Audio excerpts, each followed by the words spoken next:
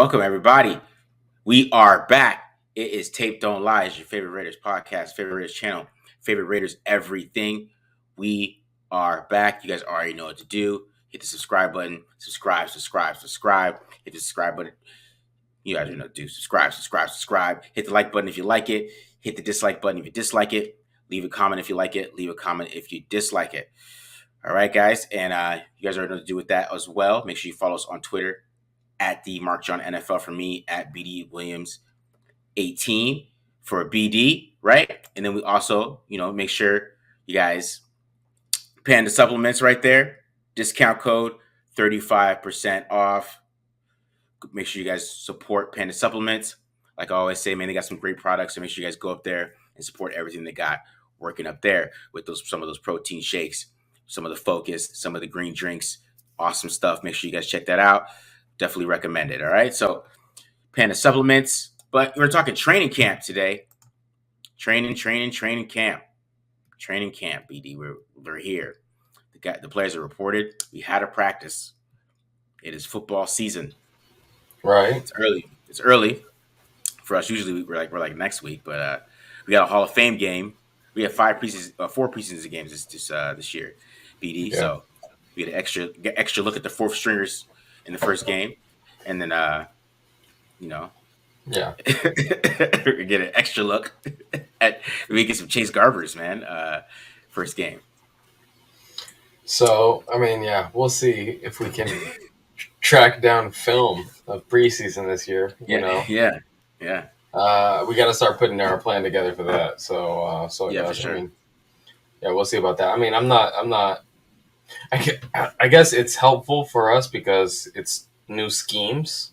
Yeah. So if we do get our hands on the preseason tape, that extra game, in our archive to go back and kind of look at some concepts and like what they're doing, even though it's going to be like their most basic stuff, Yeah. And it might even be stuff like that they don't even come back to, but it like the rest of their offense or the rest of their defense is built on these concepts or something like that. So I'd be interested to see that, but I'm not. We're not going to see a bunch of these stars. We'll have to wait for the regular season to see Devontae Adams, Derek Carr, that hookup. Real time bullets flying. That's going to be regular season action, right? Yeah. A lot of Jarrett Stidham. I mean, the quarterback battle has to be won. I mean, there's no backup quarterback for sure right now, so there's a battle to be won. Jarrett Stidham versus Nick Mullins right now. You got Chase Garbers in there. I mean, Chase is a long way to go, but I mean, they like him, so we'll see how that goes. And they usually go with the best player who can handle it. So we'll see how that works out for them. But Jarrett Stidham didn't look too good in OTAs, from what Josh McDaniels said. So it's gonna be interesting to see how that quarterback battle goes out for the backup position, because that is a battle that nobody's really talking about, because nobody's taking it. Who's the guy right now, right? So okay, so that's one battle that you're keeping your eye on. Go ahead. Oh yeah. So while we're got some other topics we'll talk about first. Brandon Parker getting first team reps today. Most of the first team reps at right tackle over Alex Leatherwood, BD. So reported by Deshaun Reed. Everything we got is out of Deshaun Reed's athletic article about the top 10 observations from this today. Training camp. And we got Brandon Parker, first team reps, BD. Yeah. What are you thinking of that? What do you think of that? I mean, this Alex Leatherwood is not their draft pick, right? Like, they didn't draft Alex Leatherwood. And I know Josh McDaniels, being with the Patriots in the past, this offensive line coach being with the Patriots in the past, they got Isaiah Wynn in the past, right? Mm-hmm. Georgia offensive lineman. Yeah. A guy who's smaller than your prototypical tackle. So they have a history of, I'm not saying that Alex Leatherwood is small, right? They have a history of working with guys who are not necessarily like Brandon Parker huge, right? 6'8", but perhaps this is just like signaling that this is really what they value in a tackle like Josh McDaniels now his departure from the Patriots, what they value is size in the tackle. Perhaps that's what that's saying. I don't know. I mean, usually with their right tackles, I mean, they're a big fan of Trent Brown. Trent Brown's huge, right? They've had Trent Brown over there twice. Usually the right tackles are pretty big. I can't really verify every single right tackle they had over there, but I mean, I know Trent Brown's a good guy to look at for that type of perspective. When you talk about Trent size, Brown. right? Trent Brown played on the left side of the Patriots, right? No, I thought he played on the right side, didn't he? Because And Isaiah then Wynn plays on the left side. I thought, maybe this previous year, this last year, Yeah, he might have been some switching, but he played the right side. before he came to the Raiders, he was a right tackle with the Niners, and then he played left tackle with the Patriots, and then he Yeah, came to the Raiders and was a right tackle. yeah. But I don't know. I didn't pay attention to his career last season, so I don't know. He played right tackle. He played right tackle last Right year. tackle, right tackle that last year. Okay, yeah. Yeah. So I mean, yeah. What I thought, because what's interesting about it, some people say it's early in camp, but to me, I mean, they kind of battled it out in OTAs, right? They were switching back and forth in OTAs. So since they're switching back and forth in OTAs, and then you come out into the training camp and Brandon Parker is number one, that must mean that he must have had a better look in OTAs than Alex Leatherwood, in my opinion. I mean, I played a lot of football. You go from the spring camp and you go into training camp and you lost your spot. I mean, you know what I mean? In practice, you're like, oh, wait a second, I'm not playing with the ones. Maybe tomorrow is all Leatherwood with the ones. I don't know, but it's just interesting that Parker got the first run, even in the first practice of training Yeah. camp. That's super interesting to me because any way you look at it, I mean, they switched it in OTAs and in mini camp. You come into training camp and Brandon Parker is number one. I don't know, man. That's super interesting to me. Yeah. We'll see. Well, I mean, let's hope what this means is Brandon Parker's just like evolving his game, and we're seeing they're seeing a different Brandon Parker than anyone's ever seen before. I hope that that's what that means, and not the opposite. That Alex Leatherwood is just not ready and not being professional enough. But I've seen some of his workout videos with Manyweather. Mm-hmm. Right? That's who Leatherwood is working out with, right? With Manyweather. So yeah, we've seen his body transformation. We've seen him put in the work. So I doubt that that's the case for Leatherwood. So I'm really just hoping that this is just Parker is just coming out and just having the best playing the best football of his life so far this spring. Hopefully, I mean, the pads aren't on yet either. The pads aren't on yet. So, maybe he just looks great in shorts. Maybe he just looks great in shorts. He does. I can see that. He does look great in shorts. I bet he does. He does. So it could be that too. But like I said, the pads aren't on, which is a good segue into the next topic we want to talk about because it's offensive lineman again. The pads aren't on, and we got Lester Cotton over Denzel Good. I know everybody's going to say they're slowing up with Denzel Good, bringing him along, right? But Denzel Good got fully cleared for practice. It's not like he was on the pup.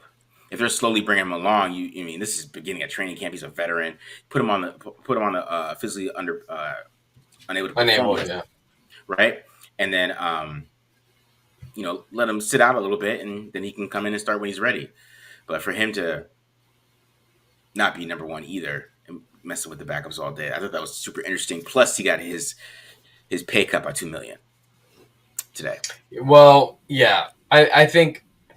For Brandon Parker and Alex Leatherwood, I think there's a lot to read into there because there is the situation with Denzel Good coming back off the injury. Yeah. That one is potentially, I think that we could make something about this for sure. Okay. But that one's potentially a little bit more explainable, and it could be he's cleared or something like that, but the conditioning isn't there or the fitness level isn't there for him yet or whatever. So he can go out there and participate in drills, but it doesn't necessarily mean that he's been doing it so he's can be on the first team yet. So who knows what that means? I mean, honestly, if Cotton beats out Denzel Good, my goodness, this is going to be a beast offensive line. Beast. Because it's Lester Cotton trips me out because I didn't know he went to Alabama, so I was like, oh, they probably You like, didn't? oh, Oh, you didn't know that? no, I Really? didn't know he went. No, I didn't. I know Oh, he's an okay. Alabama guy. Which Yeah. they probably say, where'd you go, Lester? Alabama. Right. Oh, really? Really? Oh, Right. Right. yeah.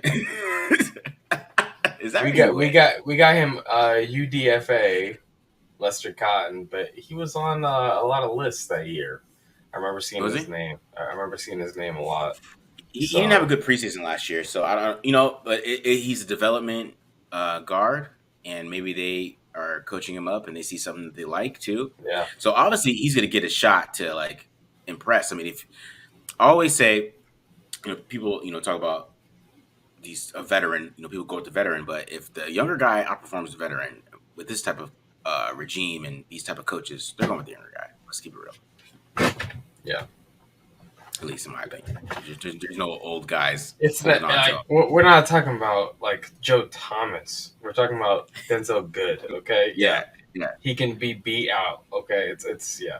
I agree. And Denzel Good, he's a sixth, like ideally a sixth guy, a utility offensive lineman for you who can come in and perform at a couple different spots at a pretty high level, close to the level of your starter.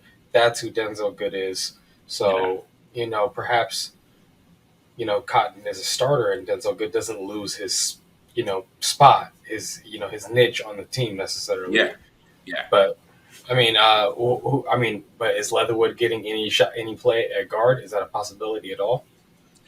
He didn't play a guard today, So he's a tackle only so far. so he's right tackle only. But that's why I think we should play right guard if they're going to go with Brandon Parker. I mean, they should put Leatherwood at right guard. I thought he played well enough there last year that this year if you left him there, he can get some growth. So I like Leatherwood and Simpson at guards. Oh my gosh, those are some big nasty guards, man. I yeah, like yeah. that. I But like that. they got Parham. Parham's mixing in with center with Andre James. Andre James is getting the first team reps. So I'm pretty sure he's gonna be a starting center. Um, he had a lot. I guess he had a couple botched snaps today. So did Parham and Carr. But Parham is getting first team reps with Carr too, though. I saw that. I Uh, saw that. Yeah. yeah. So that's interesting too. Looks like they're battling it out at center a little bit. Um, so that's gonna be something to keep an eye on. Because I mean that's what Parham should play. Parham does not have the strength for guard in my opinion in the NFL. So I think he could be a Pro Bowl center. You know what I mean? And I think he has that ability, especially if they want to run some outside zone and stuff like that. That's your man right there. Um, but he's also backing up John Simpson. So, he might be more of like a utility guy year one, a development guy. But I think, if they feel like he could beat Andre James ain't making no snaps, bro. You know, get out of here, dog. So, but he's got to get the snaps up, bro. He's got to get the snaps clear. That's his only problem. You know, maybe put him at guard or something. He's not a bad blocker. Right. It's just a position of center. That's all it is. All right, defensive tackle, BD. Okay. We Give me don't the bad have any. news. Yeah. What's the bad Nichols, news? and Hankins are started on the pup list. So the two starters are hurt already. And then, so it was a lot of. Hold on, this is a different name I had. It was a lot of Neil Farrell. So Neil Farrell was getting most of the run today. So we're seeing Neil Farrell. He's probably gonna be if Hankins can't go or whatever's up with Hankins, it's gonna be Neil Farrell as the guy. They probably feel like he's probably the most pro ready of the defensive players. And the other guy was Tyler Lancaster. Who? Tyler Lancaster. He was the other guy getting first team reps. Really? Yeah. Oh no, my bad. Sorry, Kendall Vickers is getting first team reps. Kendall Vickers and Tyler Lancaster. Kendall Vickers. I could see that. I like Yeah, that. Kendall I Vickers, mean, and then it's still not great. Tyler Lancaster, Northwestern, 6'3", 313. 5-year NFL vet. yeah, Played for the Packers last 4 years. I do not know this man. It's like yeah, the Kiki Palmer skit, whatever that. Yeah, I'm yeah. We don't sorry, know this. I don't know this guy. But okay, well, I mean, hey, if he's getting first team reps, I'm gonna have to crank out the film here. I'm gonna have to go back to 2021. I mean, that's what Nichols. That's what. So he's obviously he's the second team guy right now, right? The second Yeah. team is Lancaster and Vickers behind Nichols and Hankins, and then it's Butler and Farrell. So Nico and Billings are way back there. Pico and Billings are wow. Yeah, they're way back Gosh. there. I mean, but Butler got to get his feet wet. He's got to tamp down on a role and learn it. He's got a lot of ability, just so much that to work on. I think for him, he's got to tamp down on a role and just like be used sparingly at first, and just like when he comes in, like, hey, all you do is just crash B gap and do this. Like this is like run, pass, doesn't matter. You just get the quarterback, whatever, right? He's got to get like a really refined role. Neil Farrell, though, I think I could see him major minutes for Neil Farrell. I like that. Mm-hmm. Yeah, I think Neil Farrell's he's gonna be playing this year for sure. Yeah, There's gonna be guys who be playing. I'm not gonna blink. I'm not gonna blink if Hankins, even if Hankins goes out for 8 weeks on the PUP or whatever it is, right, designated to return. All right, I'm cool. I'm cool with Neil Farrell starting the season off for sure. Yeah, yeah. Well, I mean, Hankins can come back for camp. He still has that ability, but we'll see. Yeah, We'll see. We'll see how hurt he Okay. is. What are your thoughts on Kendall Vickers? I mean, Kendall Vickers is he's sticking around. Dark horse, man, dark horse. I like Kendall Vickers. I want him. I want him on the team. I want him on the team, especially when you look at how bare the cupboard is at defensive tackle. Yeah, You know, there's a guy who's been around, survived all these regime changes. He's like the defense's version of Jalen Richard. Okay, you know, he's just he will not go away, and so there's obviously a reason for that. Get him in there. I think he's great at.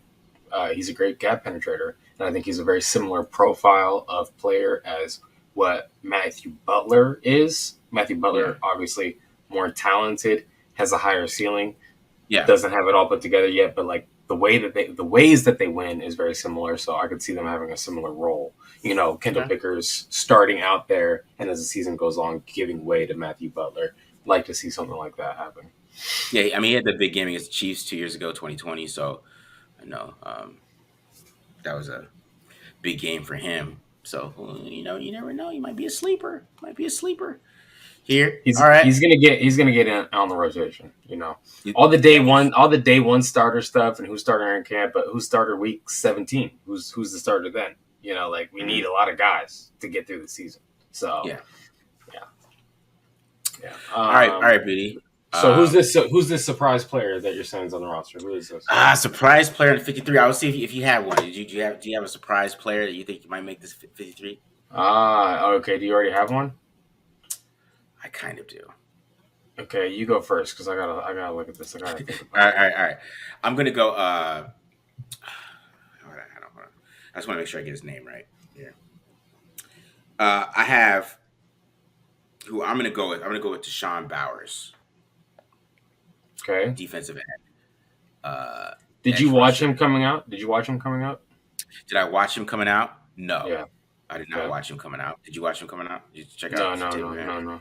No. So Sean Bowers, I mean, he's kind of a journeyman right now, right?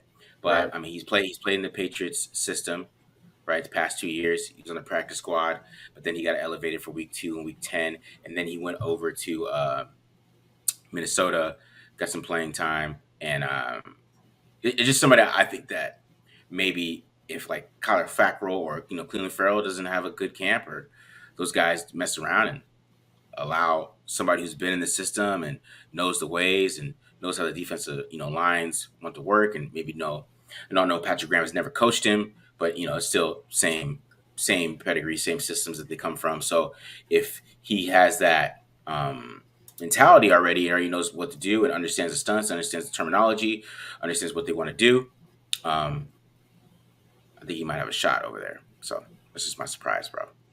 Surprise 53. Sean That's Bowers. your surprise. My surprise. I like that one. I really like Deshaun Bowers' athletic profile. I mean, 6'5", 250-pound defensive and edge player. Yeah. Give me that. Give me that on the end of the roster. over a little tiny speed rusher or something like that. Who Yeah, yeah, yeah, cares? I yeah. don't want. I don't want that. I want a big, freak athlete kind of guy. Hanging out fringe on the fringe of the roster. Who knows? Because that's a guy who could turn into a, a major contributor. So Exactly. I like that. I like that a lot. And big time program coming out of LSU. We've seen players. I think we've seen players reach their football maturity later than what our typical or like what our timeline or what we expecting them. Like we expect everyone to be the best football player that they are as soon as they're done with college. And some guys it Yeah. takes longer. So especially with a great coaching staff. So yeah, I'm definitely going to keep my eye on him for sure. So I got one on my end. Now it's funny because you Okay. did defense. I'm gonna do offense. Okay. Got a text from our buddy Cyril Penn, who's now working in Canadian Football League as a Okay. scout. When the Raiders signed this guy Isaiah Zuber, Okay. wide receiver. Okay, so I'm Okay. gonna go with him. I'm gonna go with him, and the reason why I'm going with him Okay. is because, well, a couple reasons. So he was with the Patriots last year as a rookie. Okay, coming out of Kansas State. All right. I'm sorry. He played. It looks like he played in the CFL for a couple years, and then last year, his first year in the NFL as a rookie, NFL Right. rookie, was with the Patriots last year for 4 games. He didn't get in a lot on offense, and I'm not saying that he's going to be a contributor on offense, but what is being relayed to me, okay, by a professional scout, the guy can really, really run, and he's a great Mm-hmm. return man. Great return man. So Okay. that's why I think that's where I think his niche is. I think that Josh McDaniels is not going to allow Hunter Renfrow to be out there returning. Okay, Yes. Good point. I, Good I, point, I man. don't see that. It's going to be a pivotal cog to this. I don't see it. I see, and I honestly, yes, punt returns, great. Hunter Renfrow, we need a kick return. We need a guy who could potentially do something back there at kick return. And I like Isaiah Zewar just from what I'm hearing. Okay. Yeah, that's a good one, man. Isaiah Zuber. If we can get that USFL all 22, bro, we can we could break it down. You know what I'm saying? Get some good USL. I mean, because they signed Who another. would we talk to about that? I'm sure we could track something of that I'm sure. down. I'm sure Cyro can get some USFL. Yeah. 100% he could. Um, but they signed another player from the USFL to a cornerback. I forgot his name. I think it's Isaiah Brown. I might be Farley. wrong. That's the safety. Matthias Farley is the safety. Okay. Okay. Oh yeah. They signed another Isaiah. Yeah. I saw I think that it's too. I think That it's was a Isaiah couple of days ago. Brown. Yeah, That was a couple of but days ago. he's a cornerback, and he's from the USFL too. So I mean that's why they need those minor leagues like that, in my Yeah. opinion, so you can see these guys play live and Yeah. help them out. Get that going that way. Yeah. I mean, they got some guys. Here. Anthony Averett obviously is going to be involved a lot. Hmm. Yeah, But you got someone like Cravon LeBlanc, who's a 6-year NFL veteran. Maybe I can see that guy hanging out on the back of the roster. A guy who can play nickel, a guy who can play yeah, on the outside, a guy who can play special teams for them. Come in like late in the season when you need a nickel. Cravon LeBlanc is your guy. He's played a lot of football in the NFL. He has plenty of starts under his belt. So yeah. I see a name like that. I didn't even know he was on the roster, but seeing him comparing to some of these guys that I've never heard of their names before, that's a name that sticks out. But we'll see. Maybe some of these no names comes in and beats out, an NFL vet. So that'll be interesting to monitor. Yeah, it is. Gillespie too is somebody I'm watching too. Like, what is his development? I mean, that's a fourth round pick from last year. Had a lot of hype as a safety. What is his development? What are we watching him? Because you want him, right? I mean, you drafted him. If they feel he can take that next step, we really need to see that from him because I believe that. I mean, it might be a little bit of waste of draft capital that high on a safety. They took two safeties last year, right? And maybe had an idea of like a tandem or something like that. I don't know what their idea really was. Maybe he's a Jonathan Abram replacement. But you want if Jonathan Abram's not going to work, you want Gillespie to take that spot, right? You want him to kind of cement himself as the other safety. So it's gonna be interesting to see what his development too. I really hope that he pushes the hell out of Jonathan Abram. I hope that that's a fierce battle. Honestly, I hope that that's like the level of development and like improvement we're seeing from Gillespie, because as much as I love seeing, Jonathan Abram knock himself out, tackling guys out there, I love it. Yeah. I know he's not necessarily like the greatest safety ever. Like it would be great to see a guy beat Jonathan Abram. That'd be awesome. I mean, that means we have a pretty damn good team, right? That we're rooting for here. So I'm definitely curious about that.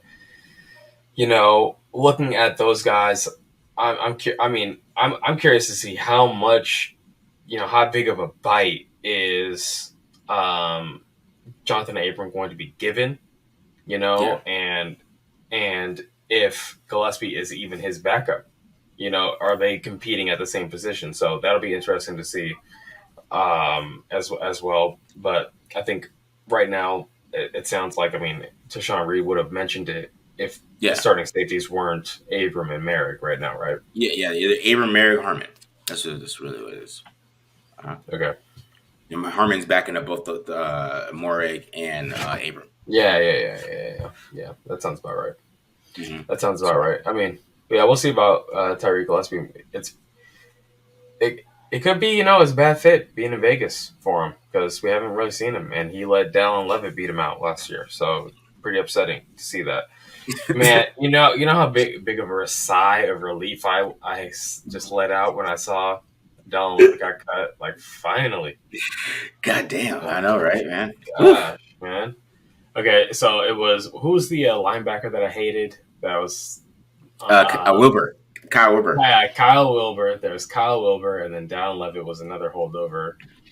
Those guys are not on the defense anymore. I feel better about like the overall depth, because if a guy like Dallin Leavitt makes this roster again, it's like, what is happening with this defensive back group? Like, are you kidding me? Dallin Leavitt is the best top 10 DB that is available to you right now. Mm-hmm. So happy to see that he's not there anymore. To be quite honest with you. Trayvon Mullen. He didn't start.